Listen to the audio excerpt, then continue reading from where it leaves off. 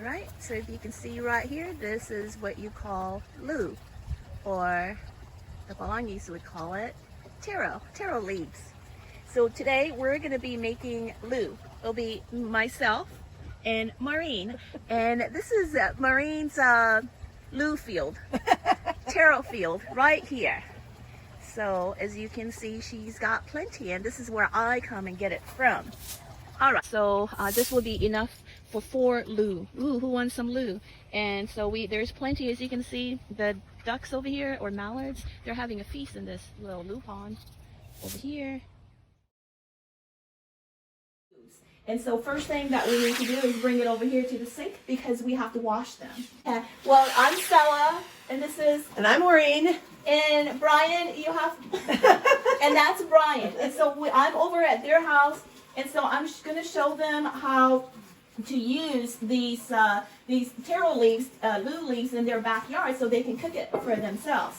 And if you don't know what they are, they're just another form of green, and this is what all Polynesians eat, and it's like their spinach. And so you just know that you have to wash them after you get it, and then you cook it. Whether you bake it in the oven or you boil it, you just have to cook it enough until it cooks, just like you do with anything else. So these here, so they have been washed, you know, like washing your sins away, and it's all clean now. Like right now, while these are trying to dry, we can cut up the meat. Here, corned beef brisket. And this was the last one that I found at HEB, which is the local store here, the local grocery store. And so it looks very juicy. And so that's the meat that we're gonna use for some of the lu that we're making. And I also found they don't carry much lamb, but they did have a little. So one of our lu is gonna be lu sipi, my favorite. You see here tomatoes, which needs to be washed, some jalapenos, which you don't need to use jalapeno, but I do because I love jalapeno. And I got onion, see here, onion, some coconut milk. Oh, this is the taro, and it's been frozen in my freezer because I had gotten it fresh from the DFW area. And so we're gonna cook, this is the fruit or the vegetable of these leaves. And so they came out pretty humongous, and so it's been chopped up, and this is probably about 1/4 of the big taro that came in one, and so it's been cut up into small bags. And so that's the only thing that you need, plus you need foil as well. You need foil to wrap up the lu in, so that way it doesn't fall all over the place and cause a fire in your oven. But anyway, so I'm trying to cut up the lamb. It's not the ones that we normally use, but it's the one that they have. So we gotta use what they have. So we just have to cut it up into small pieces, and hopefully avoiding cutting your finger, because that would not be good if you cut up your finger.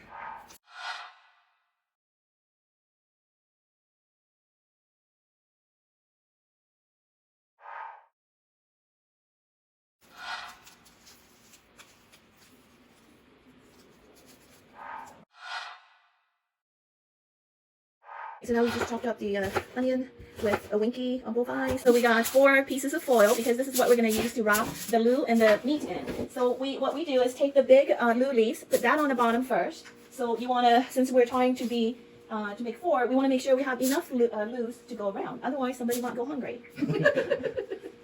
And we want to spread it evenly, just to make sure nobody complains. But I'm pretty sure someone will always complain, no matter what. Yes. But usually, you're not there on time for dinner. Too bad, so sad. Yeah, so you just try to lay it out because you know that you're going to have to wrap the meat inside. So that way, the meat and the coconut juice all stays in. That there will be no leak. If you do it right, there shouldn't be any leak. But we're not perfectionists here. But we're going to try our best. Okay? So...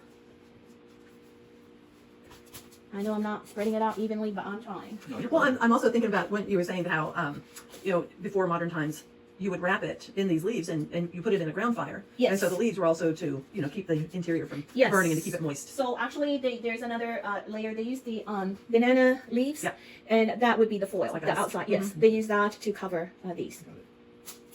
So, like that on the bottom, put the little ones on the top, because they're the little ones that taste there.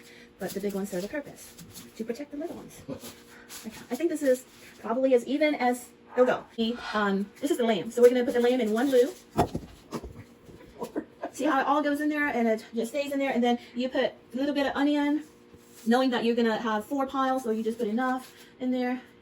And then you put a little bit of tomato, like a handful of tomato and jalapeno. All this stuff is really good for you. Another onion here, and onion here.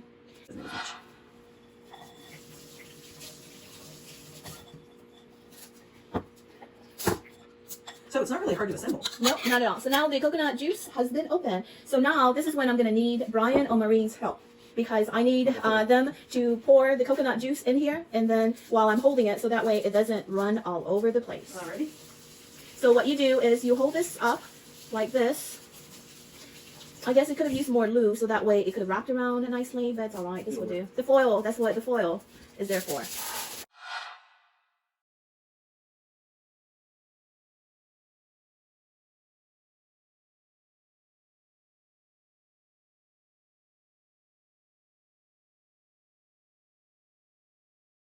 The loo already all wrapped up in here, loo pulu masima, and so it's now ready for the oven. So now we're going to put it in Maureen's cookie sheet and wait for the other 3 to be prepared as well. Okay, so now we move on to the next. Yeah, it's on you, not on me. There we go. Okay, so here we do the same thing. We just bring everything over. And then now I'm going to ask Maureen to pour a little bit of coconut milk. Okay, that's good.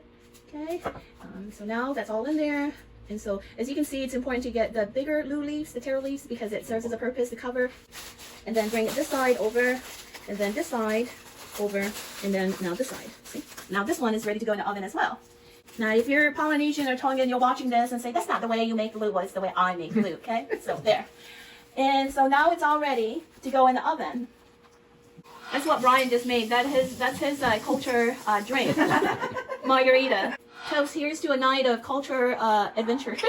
So we put the oven temperature at 450, and it's going to be going for about 1 hour. And then you would be able to tell when it's cooked, when you smell it cook, when it smells yummy, it's time to open the oven and check it. But also the loo leaves is going to turn to a different color. It was a light green when we put it in, and it should be turning into a dark green by the time it's cooked. Alright, so the loo has been cooked, and so let's look at the inside. So you can see here, smoke is coming up. That means it's already all cooked inside. And this here is the taro. This is the lamb. And this here is the corned beef. Yummy.